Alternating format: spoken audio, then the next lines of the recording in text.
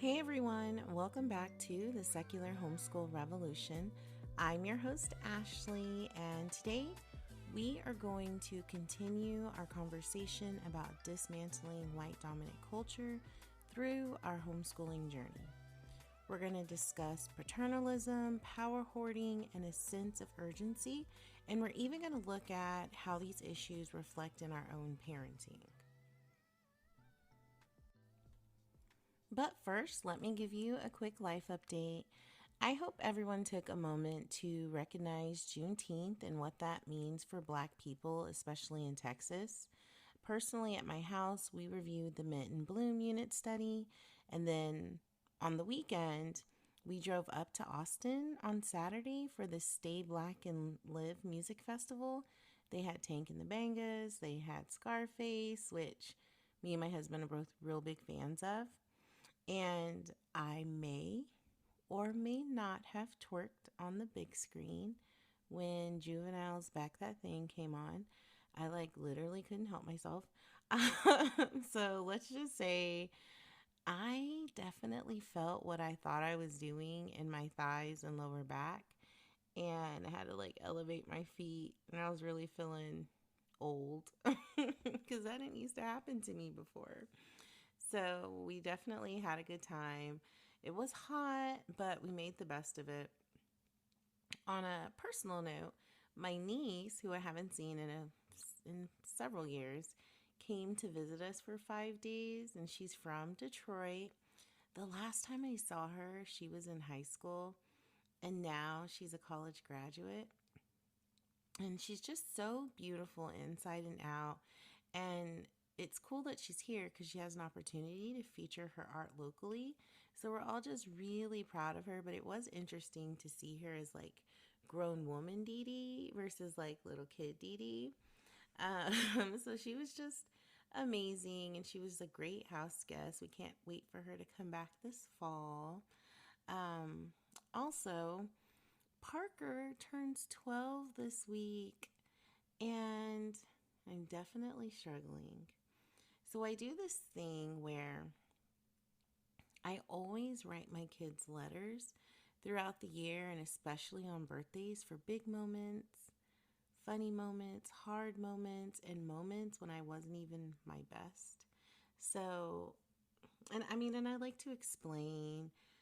I like to give context to the situation, and I also apologize again in these letters when there are hard moments.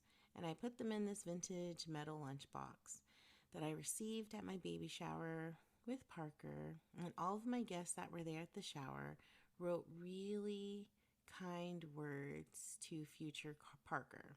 It was words of encouragement or advice. And I just personally, I add to them throughout the years so that I could just give it to her when she turns 18. Y'all, and my Momo, my grandma on my mom's side. So whenever she'd ask us to do something and we didn't want to do it, she would tell us, well, when I die, I won't be here to nag you. Appreciate it now. And we'd all roll our eyes.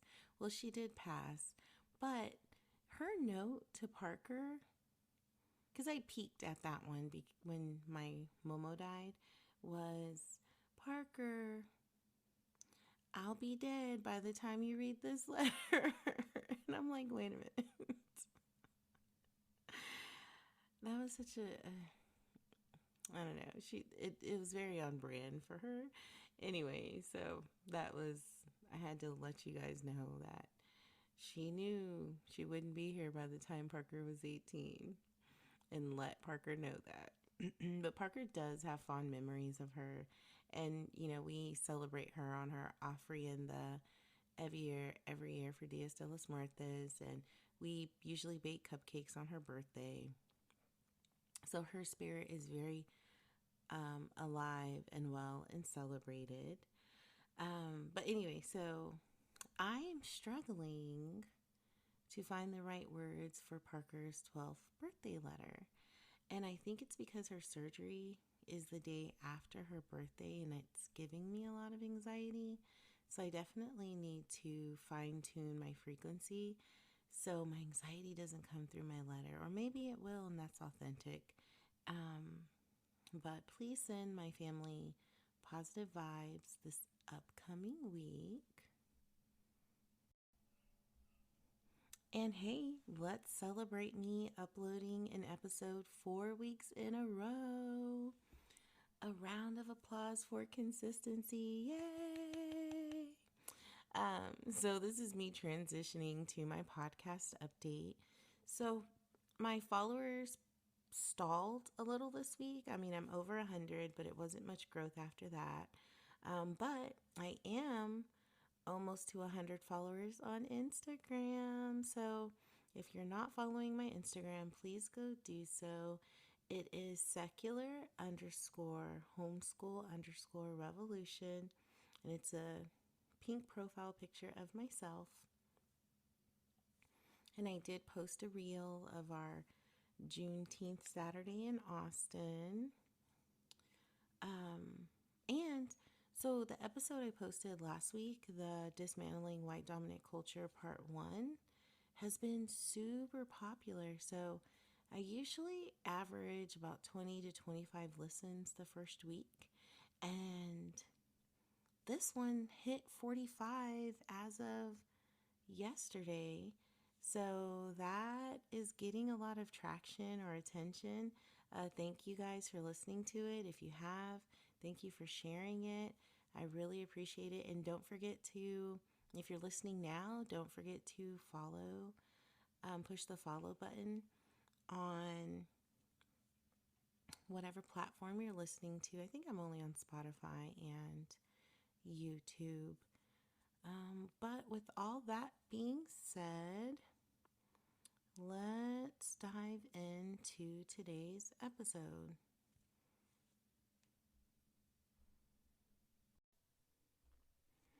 I know this topic can feel heavy, but it is so important that we tackle it head on, because if we see it, we can name it and we know how to deal with it, right?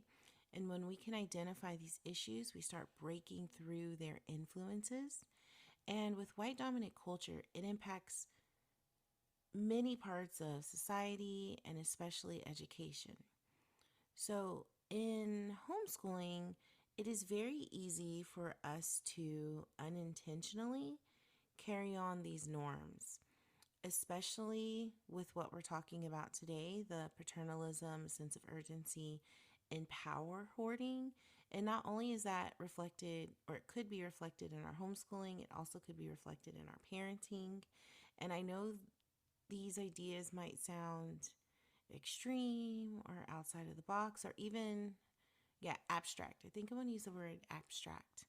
But they actually have real, concrete effects on how we educate and parent our kids.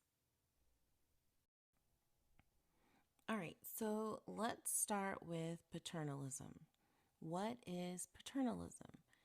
It is basically the idea that people in charge think they know what's best and make decisions for others. So imagine a parent or a curriculum developer deciding every single detail of a kid's education, thinking that they know the one and only true right way to do things. And they're not even considering who the kid is, what they're interested in, what their background is, or how they learn best. It's just like saying, I know better, so just do it my way and get over it, which doesn't feel good. And they're not listening to or involving the kid in the process. And I guess I could see how this is well intentioned, right? Maybe. I don't know. I guess I am, you guys, a very kid first parent. So I'm trying to see all perspectives. But I guess it could be with good intentions, and it's aiming to, protect, right? And guide your kid and guide, if you're the curriculum developer, guide them through what kids should know. But we also have to acknowledge that this can ignore the unique needs and preferences of the kid or the community. And it just isn't always the best approach. So I do want to give you guys an example. Okay, so math. Insisting that there's only one way to solve a math problem without recognizing that there's different methods can be equally valid is a form of paternalism, if I'm giving you guys an educational example. And we dictate every aspect of our kids' learning without their input, and we're not fostering their independence or their critical thinking skills. I know, I was taught a specific way, and then also depending on the curriculum, right? It could be taught another way, and I I'm not above my kid just not understanding the way I do it. So I am so thankful for TikTok. I love the TikTok hack. So if you go in and put the objective you're working on and just, um, you know, do percentage hacks, you can see all different types of approaches. And I think as long as my kid can understand the reason of why we're solving it to get to this answer, but they learned how to do it a different way than I was accustomed to, then I think it's a win. And we have to let that go a little bit. I know using TikTok in your kids' education while the government wants to ban it, shocking. Now, if I'm giving you like a parallel example with parenting, I think it would be, in this context, would mean making every single decision for your kid without giving them an opportunity to voice their opinions or make choices. And again, it's that classic, I know what's best for you, so just do it. And you, as the parent, get to decide everything from what their kid wears to what they eat to what they read to how they play. And I think you're not considering your kid's perspective. I think we're here to, I don't know, but you're not considering them in that way. And I think personally, a more effective and respectful approach is shifting from that authoritative stance to more of a collaborative one. And I think it's so hard when you have like very hard lines with parenting, because our kids experience now with the way technology is and what kids are exposed to is vastly different than when I was growing up.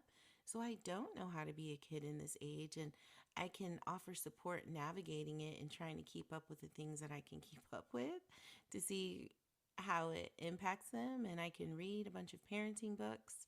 But ultimately, I think it should be a collaborative effort. Your kid knows when something doesn't feel good, or they sometimes just might have to go through a lesson in that way, right?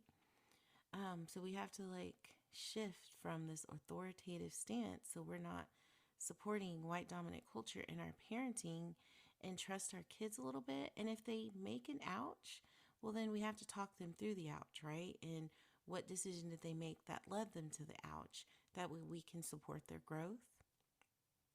And again, this doesn't mean give them free reign, but trying to find a balance where your kid feels heard, valued, and supported, and not shut down and isolated and silenced. Another example is, rather than choosing their clothes every day, you could maybe offer them a couple of appropriate options to let them pick through. Because this collaborative approach empowers kids to make decisions and learn from those decisions, and it helps foster a sense of responsibility and independence. And it's about guiding them rather than controlling them, because they are humans and they do deserve respect and they do deserve to have their voice heard. And also, it's one of those things when you're allowing your kid to have a voice, I feel like it really does push you to authentically listen to them.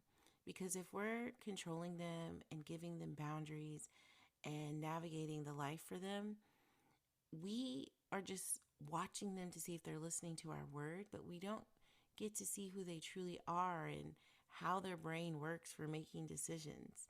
And we become passive listeners because we just expect them to listen to every little thing that we tell them to do and do it how we want them to do it when we want them to do it. But when we involve them in the decision making, we are again teaching them critical thinking skills and respect for their own opinion as well as others. And I think this helps lay a solid foundation for future interactions and relationships.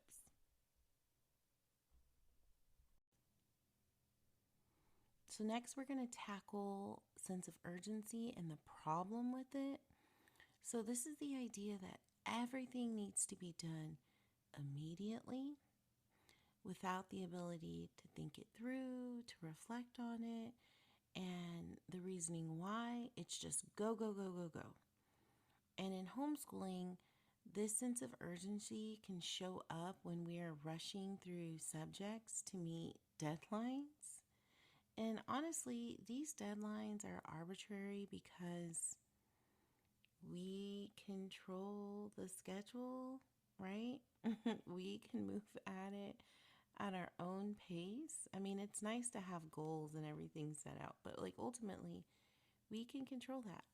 And so rather than giving kids the time that they need to fully understand and explore topics, we're rushing through things just to meet our scheduling deadline. So this could look like your kid is really into this science topic and they're doing a science project and they're really digging into the details and they're learning a lot. But because of the curriculum schedule says to move on, you push them to move on and drop it and start something new. And I think in this situation, speed takes precedence over deep learning of the material, because the schedule says you have to move on. So you're like, oh, they learned enough. But again, that doesn't center the kid in their interest. And again, the kid is leading the interest of the science project that they're really, really into by looking for and receiving more information. And when we do that, we're valuing a quick finish over genuine interest and comprehension. And the way we can look at how that parallels in parenting, the sense of urgency can lead us to hurry our kids through their emotions or their experiences. So, for example, if your kid is upset about something that happened at co-op, I mean, we go to co-op a lot. And instead of sitting with them and understanding their feelings, letting them express themselves and to just really dig through the incident of what happened, you rush to offer them solutions and try to fix the problem or distract them. And what if instead we gave them the time and the space to process, right? What was your part? What was their part? Was there an opportunity of misunderstanding? And like letting them just feel at their own pace. And I think I actually, Kari, my 7-year-old, she's just so emotionally intelligent for her age. And like I said, we've had a lot going on. And I felt like she was being really emotional the last few days. And so I was like, Kari, what's wrong? Nothing, nothing, nothing. And I was like, well, we don't got time for sassiness right now. And she was like, Mom, there's nothing wrong with me feeling my feelings right now. And you know what? There wasn't. I think it was being more convenient for me for her to get through those feelings, and I had to stop and recognize, okay, you as a 7-year old are right. And so we sat down and we talked about it, and she went and I sat with her to like feel through those feelings, and I think it was some misunderstanding how she misunderstood or assumed something on my part. So I offered her clarity, and then her feelings weren't hurt and the sassiness went away. But I appreciate that she held me accountable to recognize that she just needed to feel her feelings, and I needed to stop and sit with her in it. But, I think that in both homeschooling and parenting, sitting with feelings, it's about finding a balance. And there are times when deadlines and schedules are necessary and important, but also we have to recognize that there's value in slowing down. So, as we're actively working to break through the sense of urgency, we are going to prioritize deep, meaningful learning and emotional development over just crossing out or checking things off a list or following a timeline. Because when we do this, we are fostering a more thoughtful and enriching environment for our kids to grow up and learn in. The last white dominant culture norm we're going to hit on today is power hoarding. So, power hoarding is when those in power resist sharing it or fearing losing control. In a homeschool setting, this might look like parents who are not unwilling to share decision making with their kids. It's about controlling every aspect of their education without considering other perspectives or allowing any flexibility.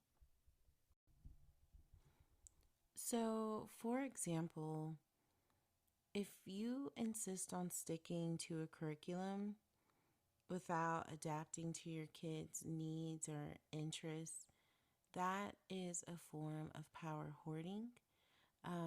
Instead, you could try to be more flexible and open to what your kid is interested in or how they learn.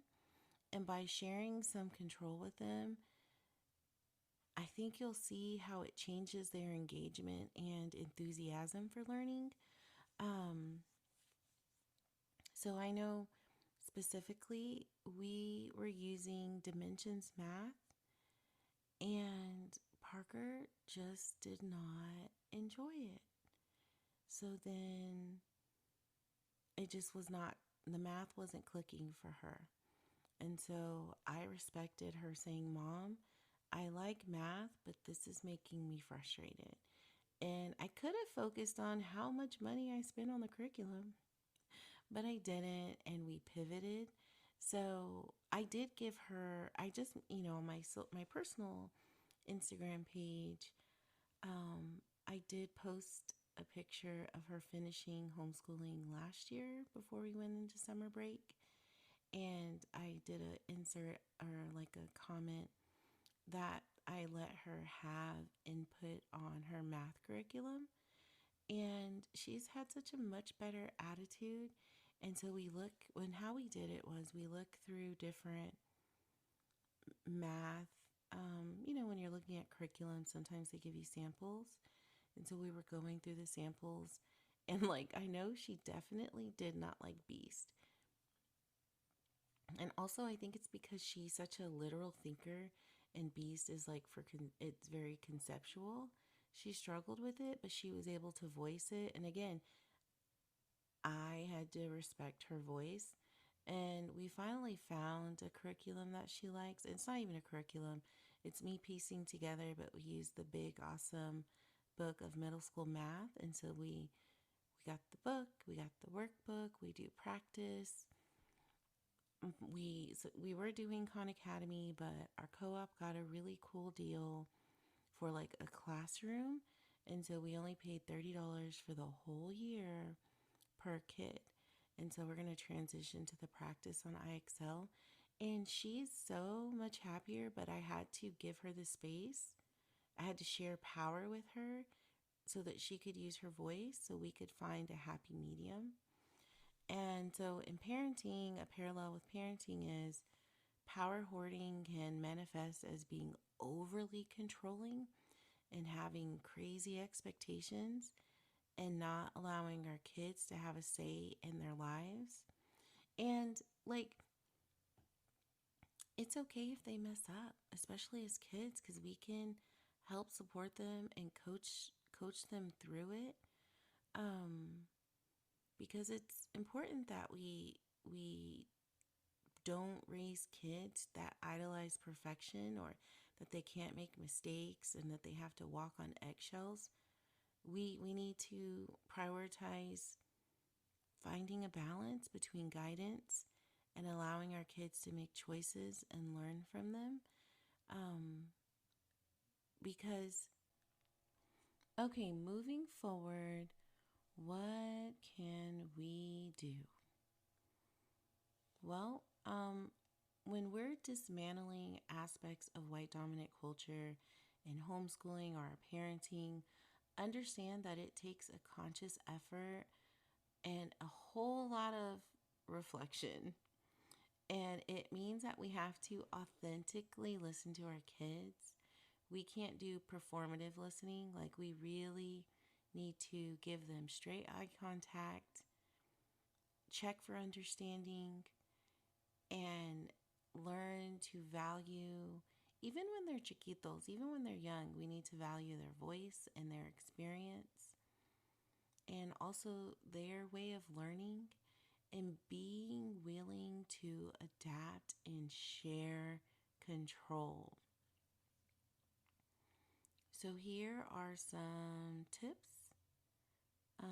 Collaborate with your kids, get them involved in planning their education, ask for their input on subjects and projects and how they prefer to learn.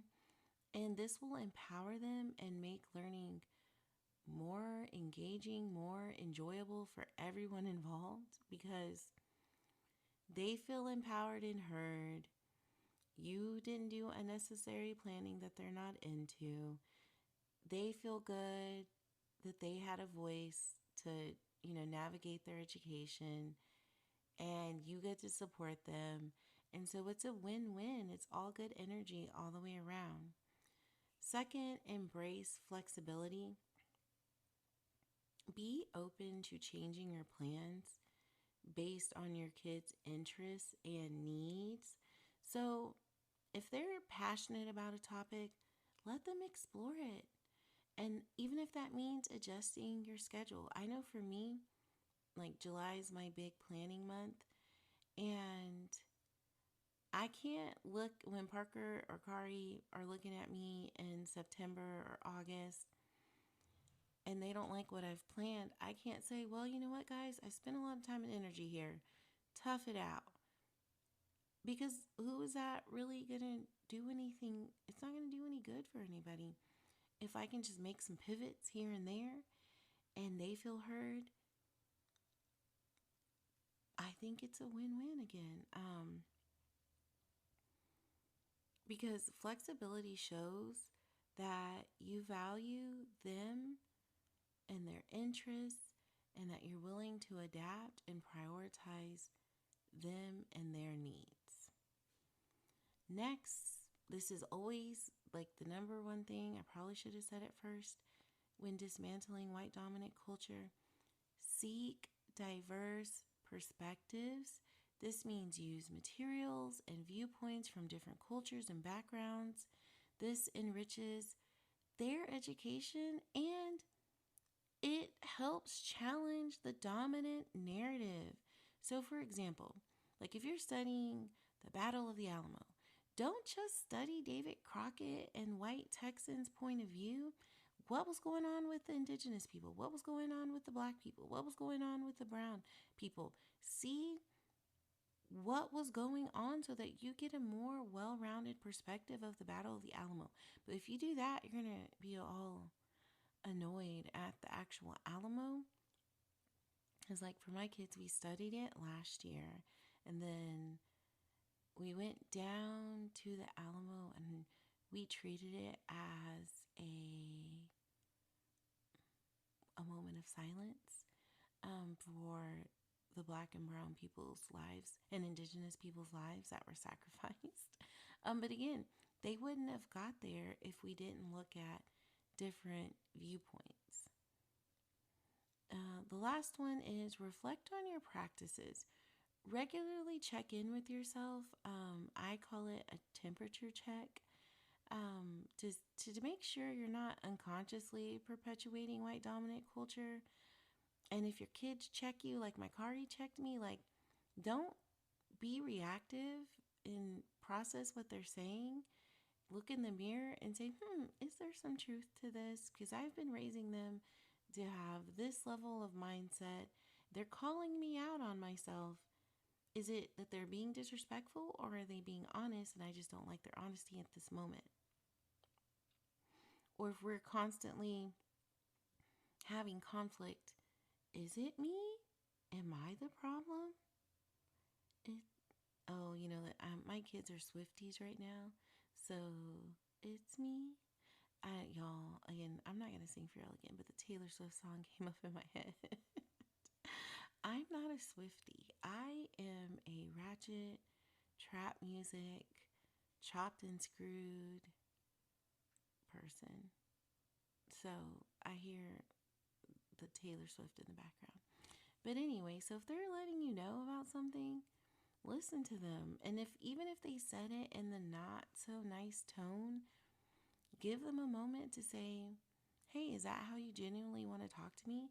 If you have an issue, let's talk about the issue, but you still need to treat me like a human and respect me as well.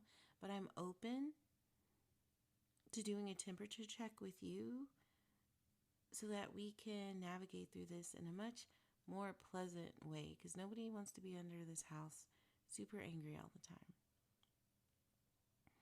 And also, another way to check your program or do a temperature check or check in with yourself is read some relevant books, attend some workshops, discuss what's going on with other homeschooling parents. Maybe they can offer a word of advice. Reflect on how you can stay aware and make necessary adjustments. Oh, speaking of this too, on reflecting your practices, I recently joined the middle school, high school homeschoolers national group on Facebook, and there were several parents who just stated that their kids were just bad or they weren't making the best decisions and were giving them extreme punishments, like taking doors away. And while being a teen is incredibly difficult, it's not something I would sign up to do again. But also, like, taking a moment to dig and sit with your kid to see what's going on, that page is, and the parents actively will post crazy things that their kids are going through or doing and posting their pictures. You should not. I think a simple paragraph of what you're going through, or even a picture of like your backyard would just be just fine for the attention. But again, no kid is bad.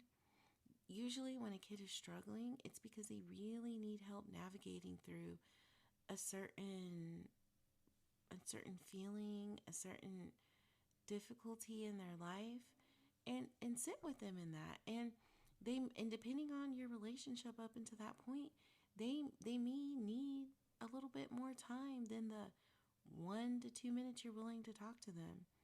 So please don't be those parents and putting your kid's face and talking about like a negative behavior on social media.